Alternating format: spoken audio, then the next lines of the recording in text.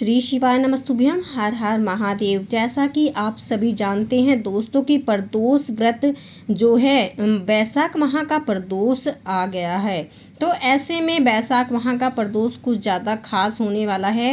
वैशाख माह का दूसरा प्रदोष जो कि हमें वैशाख माह के प्रदोष पर ही ये उपाय करना है। यदि हमारे घर में अचानक से एक्सीडेंट हो जाता है, कुछ घटना ऐसी है जो साल दर साल घटती रहती है, हर साल कुछ ना कुछ ऐसा है जो होता ही रहता है, तो ऐसे में हमें वैशाख माह के प्रदोष पर कुछ खास उपाय ज़रूर करने चाहिए। साथ ही साथ यदि हम कुछ उपाय वैशाख माह के प्रदोष पर भी नहीं कर पाते हैं तो हम उन्हें किसी भी प्रदोष पर कर सकते हैं। कहा जाता है कि ये उपाय ऐसा है कि यदि हमने 26 प्रदोष के व्रत भी नहीं किए हैं किंतु ये छोटा सा उपाय हम प्रदोष वाले दिन कर लेते हैं, तो पंडित प्रदीप मिश्रा जी ने बताया कि यदि हम ये छोटा सा उपाय किसी भी प्रदोष के दिन कर लेते हैं तो हमें 26 प्रदोष के जितना फल प्राप्त हो जाता है। ऐसे में एक छोटा सा उपाय करके हम अपने जीवन में तरक्की उन्नति ला सकते हैं, तो क्यों ना इस उपाय को जरूर किया जाए। तो आइए जानते हैं प्रदोष के जो है वैशाख माह के खास प्रदोष के बारे में। वैशाख माह के जो प्रदोष है ये दूसरा प्रदोष है। 9 मई को प्रदोष मनाया जा रहा है, तो ऐसे में हमें इस पर 2 लोटे जल अपने घर में भ्रमण कराते हुए इसे शिवलिंग पर अर्पित कर देना है। सबसे पहले आपको जो ऊपर वाला लोटा है उसे अर्पित करना है, फिर जो नीचे वाला लोटा है उसे अर्पित करना है। इस बात का ध्यान रखें कि 2 लोटे जल आपको अपने घर से ही भरकर ले जाना है। साथ ही साथ पूरे घर में आपको घुमाकर वो 2 लोटे जल तब शिवलिंग पर ले जाकर अर्पित करना है। श्री शिवाय नमस्तुभ्यम, नमः शिवाय या फिर ओम नमः शिवाय मंत्र का उच्चारण करते हुए आपको ये जल शिवलिंग पर अर्पित करना है। प्रदोष माह का ये बड़ा चमत्कारी उपाय है। कहा जाता है कि यदि हमारे घर में अचानक से घटनाएं घटती जा रही हैं, साल दर साल कोई ऐसी घटना घट जाती है जिससे हमारे जीवन में बहुत ज़्यादा उथल पुथल हो जाती है, तो इस छोटे से उपाय को जरूर कीजिए। साथ ही साथ यदि कोई आपका ऐसा जानने वाला है जिसके साथ में घटनाएं घट रही है तो वीडियो को लाइक और उसके पास शेयर जरूर कीजिएगा। बात कर लेते हैं दूसरे उपाय के। ये उपाय आप किसी भी प्रदोष कर सकते हैं। इसमें बताया जाता है कि 26 जो है प्रदोष के जितना हमें पुण्य फल प्राप्त हो जाता है।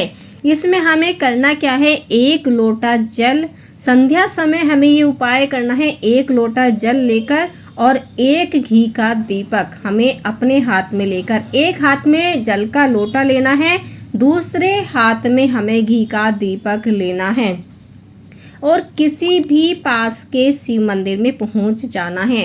जब हम शिव मंदिर में पहुंच जाएंगे तो सबसे पहले हमें शिवलिंग पर जल अर्पित करना है। फिर जहां से जल नीचे गिरता है उस जलाधारी पर अपने हाथ का स्पर्श करना है और भगवान भोलेनाथ का स्मरण करना है। श्री शिवाय नमस्तुभ्यम, नमः शिवाय, ओम नमः शिवाय, इनमें से जो भी मंत्र आपको जो है आसान लगता है, सरल लगता है, उस मंत्र का आप उच्चारण कीजिए जो आप अच्छे से बोल सकते हैं।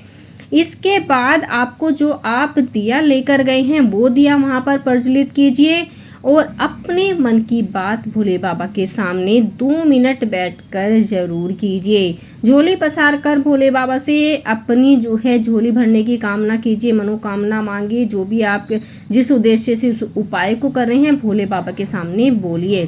साथ ही साथ पंडित प्रदीप मिश्रा जी बताते हैं कि जब भी हम किसी शिव मंदिर में जाए तो हमें अपने हाथ का स्पर्श 3 जगह जरूर करना चाहिए। एक तो अशोक सुंदरी वाले स्थान पर, एक माता गोरा के हस्त कमल पर और तीसरा हमें शिवलिंग पर अपने हाथ की हथेली का स्पर्श जरूर करना चाहिए। कहा जाता है कि यदि हम इस प्रकार से स्पर्श करते हैं तो हमारे जीवन में उन्नति ही उन्नति आती चली जाती है।